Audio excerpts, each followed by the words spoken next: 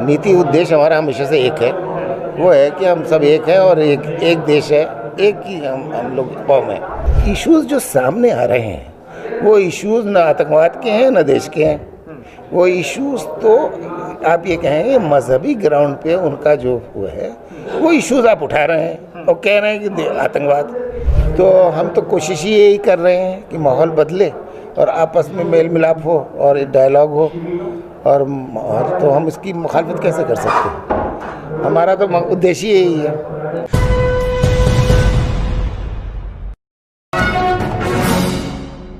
आज जमीयत उलमाए हिंद का सद्भावना संसद चल रहा है। जमीयत ने यह तय किया है कि मुल्क भर में 1000 सद्भावना संसद के मंच सजाएगी। इसका मकसद ये है कि लोगों के बीच, दोनों कम्युनिटी के बीच आपस में भाईचारा, प्यार, मोहब्बत कायम हो। उस प्यार मोहब्बत को कहीं ना कहीं टटोलने की कोशिश की जा रही है और उस ब्रिज का काम किया जा रहा है जो दोनों कम्युनिटी के बीच मजबूती पैदा करे, जो कहीं ना कहीं अब खोती हुई नजर आ रही है। और जिन लोगों की तरफ से ये कदम बढ़ाए जा रहे हैं, आज वो सभी लोग जमीयत उलमाए हिंद के मदनी हॉल में मौजूद हैं। मेरे साथ नियाज़ फारूकी साहब पूरे मामले पर बातचीत करने के लिए मौजूद हैं, सेक्रेटरी हैं जमीयत उलमाए हिंद के।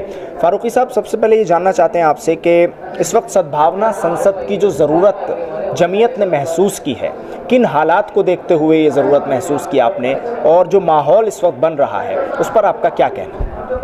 देखिए, ये अचानक नहीं हुआ है, आज ही ये नहीं प्रोग्राम हो रहा है, बल्कि 3 महीने पहले देवबंद में हमने जो इजलास किया था उसमें जो धर्म संसद हो रही है जिसमें मुसलमानों को काटने मारने की बात कही गई थी, तो उसको सामने रखते हुए ये है कि भाई मुल्क का माहौल बदलना चाहिए और इसके लिए हमें आगे बढ़ना चाहिए।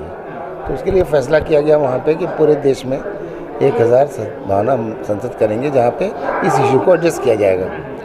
तो एक उसके तहत ये प्लान बनाया गया कि पूरे मुल्क के अंदर हमें ऐसी कमेटियाँ बनानी है लोकल सतह पर, हर डिस्ट्रिक्ट के अंदर, कि वहाँ के जो लोकल मुद्दे हैं, विवादित मुद्दे हैं, मज़हब को लेकर मुद्दे हैं, वो लोग जो है मकामी सतह पर, ज़्यादातर वो समाजी मुद्दे होते हैं।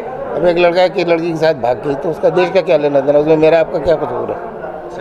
तो उस चीज़ को वहाँ पे लोकल सतह पे डील होना चाहिए। इसी तरीके से वहाँ पे किसी ने ज़ोर से लाउड स्पीकर बजा रहा है या कोई इमाम साहब जो है वो गलत काम कर रहे हैं, तो उसमें हमारा क्या लेना देना, आपका क्या लेना देना, देश का क्या लेना देना? उसको, उस मुद्दे को उसी सतह पर होना चाहिए। तो उसके लिए हम 125 कमेटियाँ बनाने में अभी तक कामयाब हो गए और आगे ये सिलसिला चल रहा है, हर महीने जो है वो बढ़ता जा रहा है। तो अगर पूरे देश में एक ऐसी 1000 कमेटियाँ बन गई तो ये सारे ये जो मुद्दे आप देखते हैं ना, ये ख़त्म हो जाएंगे।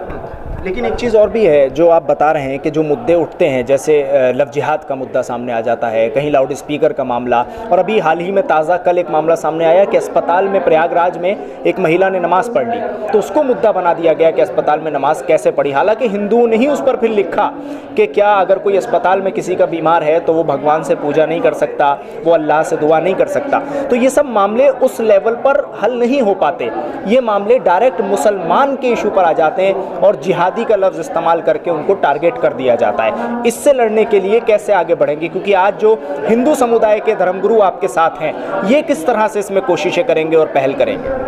भाई, एक तो एक बात ये गलत समझना है कि सिर्फ मुसलमान के साथ ऐसा होता है। अब दलितों के इतने सारे इश्यूज है, नहीं होते क्या? अभी जो ये साबरीमाला का केस है और औरतें जो है वो उनके मंदिर में नहीं जा सकती, तो उनका नहीं मसला है क्या? तो ये हर कम्युनिटी में हर जगह होता है। मुसलमानों के साथ कुछ ज़्यादा दिखता है, कुछ ज़्यादा होता भी है। मीडिया का उसके अंदर अच्छा खासा रोल होता है। तो इसलिए अब ये कि तो उससे फ़ायदा है क्या कुछ मुसलमानों का ज़्यादा दिखाने से? उन लोगों को हिंदू वो समझते हैं कि इस तरह से हम हिंदुओं को इकट्ठा कर लेंगे, इस वजह से करते हैं। सीधी सीधी बातें कम्युनलाइज करके वो लोग अपने लिए सपोर्ट पैदा करना चाहते हैं। ये उनका एक वो है मुद्दा, सोचने का मुद्दा है। तो डिवाइड एंड रूल भी चलता है साथ में। तो हम इसको जो है, हमारी एक ये नहीं है कि रोज़ रोज़ हमारी नीति बदलती हो। नीति उद्देश्य हमारा हमेशा से एक है, वो है कि हम सब एक हैं और एक देश है, एक ही हम लोग कौम है। इस मुद्दे पर हम लोगों ने हमेशा से वो किया है। तो अब भी हम यही कहते हैं कि भाई ठीक है, अब वहाँ पे ये अस्पताल का मुद्दा में एक जहाँ पे नमाज को रोक दिया, तो ये इस वाक़े को हमें कोशिश करनी चाहिए कि ऐसा क्यों हुआ, वहाँ पे ऐसा क्यों माहौल है। पूरे देश में तो लोग पढ़ रहे हैं ना नमाज, ऐसा ही नमाज बंद हो गई हो। तो उस एक मुद्दे को उसी तरह हैंडल करना चाहिए कि वो प्रॉब्लम ख़त्म हो जाए। फारूकी साहब, क्या आप ये समझते हैं कि ये तमाम मुद्दे अब ख़त्म हो जाएंगे क्योंकि जो आरएसएस चीफ हैं मोहन भागवत, वो इमाम उमैर इलियासी साहब से मिलने के लिए पहुंचे हैं। मौलाना अरशद मदनी साहब से भी पहले मुलाकातें होती रहीं, महमूद मदनी साहब से भी होती रहीं। तो क्या इन मुलाकातों का कोई असर माहौल पर पड़ता नज़र आता है? और कल और परसों जो मुलाकात हुई है, परसों की मुलाकात काफ़ी चर्चा का विषय बनी हुई है, आप उसको किस तरह से देखते हैं और उस पर क्या कहेंगे? देखिए, अभी आरएसएस का जो आपने कहा कि मौलाना महमूद मदनी से भी मुलाकात हुई, मेरे नॉलेज में ऐसा कुछ नहीं है। अरशद मदनी साहब, मौलाना अरशद मदनी साहब से मुलाकात हुई। तो हम तो कोशिश ही यही कर रहे हैं कि माहौल बदले और आपस में मेल मिलाप हो और डायलॉग हो, और तो हम इसकी मुखालफत कैसे कर सकते हैं? हमारा तो उद्देश्य यही है। अब लेकिन यह है कि कुछ इश्यूज़ ऐसे होते हैं कि वो सिर्फ पॉलिटिकल शोशेबाजी होती है, स्लोगन होते हैं, या जो है वो नहीं होना चाहिए, बल्कि दोनों कम्युनिटीज़ को आपस में कोशिश करनी चाहिए। और लेकिन ओवैसी साहब कहते हैं कि क्या जो एलीट तबका है मुसलमानों का, वो आरएसएस की आइडियोलॉजी से वाकिफ़ नहीं है कि आरएसएस चाहती क्या है, तो फिर कैसी मुलाकातें और किस तरह से हाथ मिलाना? भाई, ओवैसी साहब की अपनी एक पॉलिसी है, उनकी अपनी एक वो सियासत है, अपना उनका एक नज़रिया है, और मैं नहीं चाहता कि सब लोग एक ही नज़रिए को फॉलो करें। ठीक है, सब विभिन्नता तो है ही है, तो मैं कभी ये नहीं कहूँगा कि सारे एक जैसे हो, एक जैसे कैसे हो सकते हैं? ये है डेमोक्रेसी, ये डेमोक्रेसी है। डेमोक्रेसी का मतलब समझते हैं ना, रूल ऑफ द मेजॉरिटी, तो क्लियर बात है।